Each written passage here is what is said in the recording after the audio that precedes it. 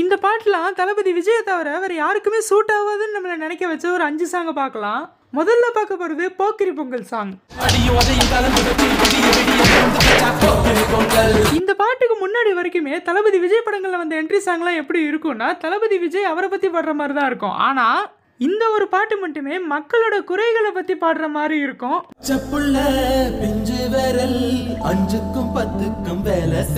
மக்களுக்காக நான் இருக்கேன்னு அவர் சொல்ற மாதிரி இருக்கும்.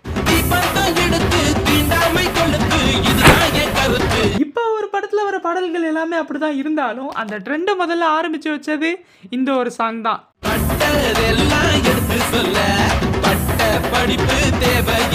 போக்கிரி ஃபேன்ஸ் எத்தனை பேர் இருக்கீங்கங்கறத மறக்காம கமெண்ட்ல சொல்லுங்க.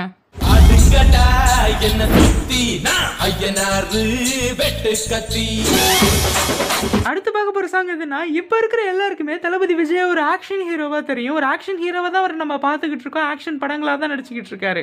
ஆனா இந்த 2000 காலகட்டத்துல தளபதி விஜய் யாருன்னு இந்த சாங்க தியேட்டர்ல பார்த்த எல்லாருக்குமே தெரியும்.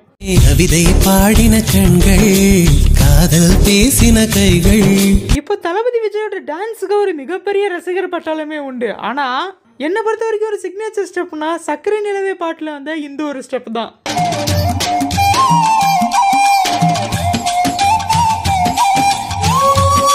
இந்த சக்கரை நிலவே சாங்க்கு யாராவது ஃபேன்ஸ் இருந்தீங்கன்னா மறக்காம கமெண்ட்ல சொல்லுங்க.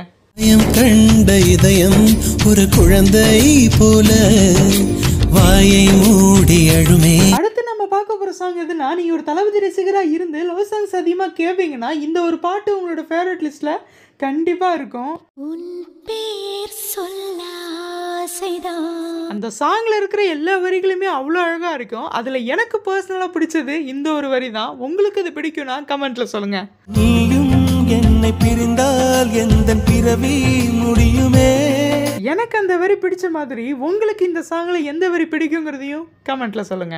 மீண்டும் வந்து சேர்ந்தா மறுபிறவி தொடருமே. அடுத்து பார்க்க போறது இந்த சாங் ரிலீஸ் ஆனதுக்கு அப்புறமா அந்த லாக்டவுன் பீக்டு ஹியர்னு நம்ம சொல்லணும்.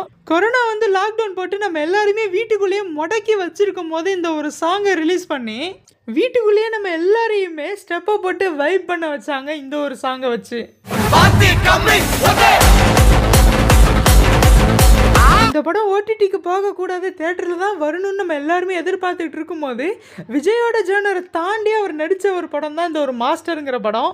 அந்த படத்துக்கு ஒரு மிகப்பெரிய ப்ரமோஷனாக அமைஞ்சது இந்த ஒரு பாட்டு தான்.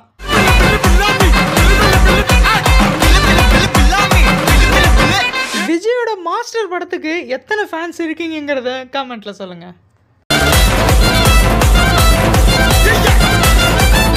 அடுத்து நம்ம பார்க்க போகிறது தளபதி விஜய் இப்போ இவ்வளோ பெரிய ஸ்டாராக highest paid actor in Tamil சினிமாங்கிற ஒரு பேரை வாங்குற அளவுக்கு வளர்றதுக்கு அடித்தளம் போட்ட படமே இந்த ஒரு படம் தான். இப்போ எத்தனை தீபாவளி வந்தாலுமே ஒவ்வொரு தீபாவளிக்குமே 2017 தீபாவளி பீக்டு ஹியர்னு ஸ்டேட்டஸ் போடுற அளவுக்கு தளபதி விஜயோட கரியர்லேயே ஒரு மிகப்பெரிய பிளாக் பஸ்டர் ஃபிலிமா அமைஞ்ச மெர்சல் படத்துல வந்து ஆழ போறோம் தமிழன் சாங். தமிழனா இருக்கிற நாம தமிழை பத்தி ஒரு கூஸ்பம்ஸான சாங் கேட்கணும்னா நிச்சயமா இந்த ஒரு சாங்கை தான் போய் கேட்கணும்.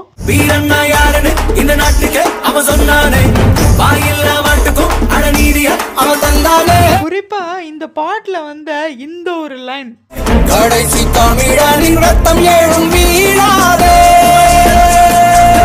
ரஹ்மான் அட்லி விஜய்னு எல்லா சைட்லயுமே இந்த சாங்கை பிச்சு எடுத்துருப்பாங்க.